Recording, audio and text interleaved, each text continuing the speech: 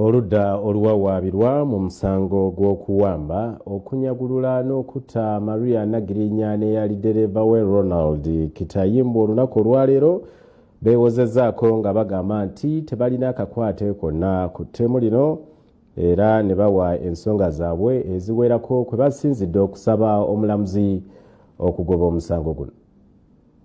Okuwulira omusango gw'okuwamba okunyaga n'okutta Maria Naggirinya n'eyali ddereeva we Ronald Kitayimbwa kuzzeemu ekalo olunaku olwaleero mu maaso g'omulamuzi Isaac Muwata owa kkooti enkulu. Olwaleero oludda oluwawaabirwa okubadde Kasolo Kopriyamu ne banne bawadde obujulizi bwabwe mu musango guno era nga beewozezzaako ng'omusango guno bwe batalina kye bagumanyiiko nga babasibako matu ga mbuzi kubala esango. Kasolo yasoose okuwaayo okwewozaako kwabwe era alina obuwaayiro aka 23 bw'anokoddeyo mu ssemateeka afuga eggwanga lino n'ategeeza kkooti nga bwe yatulugunyizibwa asobole okukkiriza omusango guno n'okusiibwa okusukka ennaku 14 eziragibwa mu ssemateeka w'eggwanga.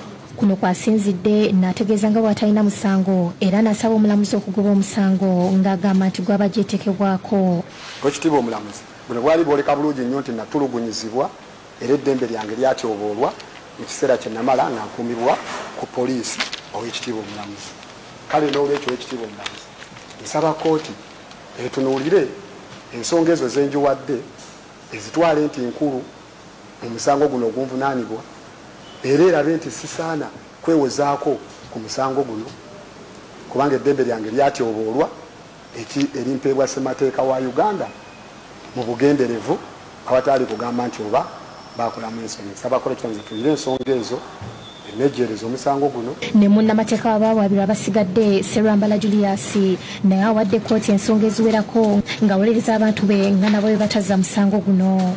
And there is no any other witness who was brought to guide the court about these important details that touch an important element of common intention on the part of the three. Oludda lwa gavumenti lubadde lukiikiriddwa Jonathan Muwaganya ne Timothy Ameriti era bo bafundikira obujulizi bw'oludda lwabwe. Omulamuzi abalagidde okudda mu kkooti nga 2 omwezi guno lwagenda okuweerako ensala ye oba balina omusango gw'okwewozaako oba nedda.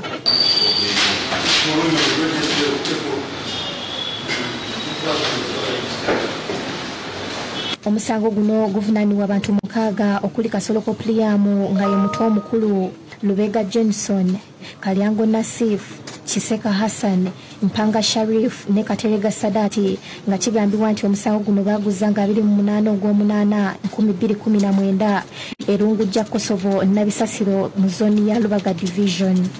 Sefuma Joseph Innocent yakusakidde gwire lino.